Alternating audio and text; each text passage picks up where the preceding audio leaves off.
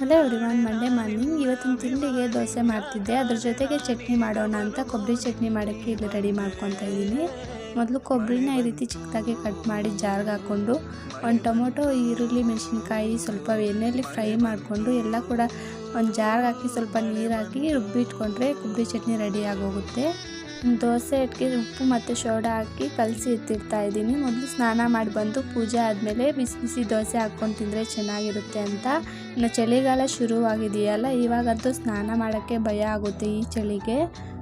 ಇದ್ರ ಜೊತೆಗೆ ಮಳೆ ಬೇರೆ 3-4 ಡೇಸಿಂದ ಮಳೆ ಬರ್ತಾನೆ ಇದೆ, ಗ್ಯಾಪೇ ಬಿಡ್ತಿಲ್ಲ. ಬಟ್ಟೆ ಒಗಿಬೇಕಂದ್ರೂ ಕೂಡ ಗ್ಯಾಪೇ ಇಲ್ಲ, ಒಂಚೂರು ಕೂಡ ಬಿಸಿಲು ಬರ್ತಿಲ್ಲ.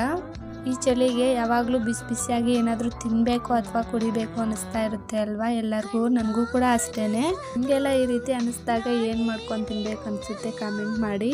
ಇವಾಗ ಸ್ನಾನ ಮಾಡಿ ಪೂಜೆ ಮಾಡಿದ್ದಾಯಿತು, ದೋಸೆ ಹಾಕ್ಕೊಂಡು ಬಿಸಿ ಬಿಸಿ ತಿಂತಾ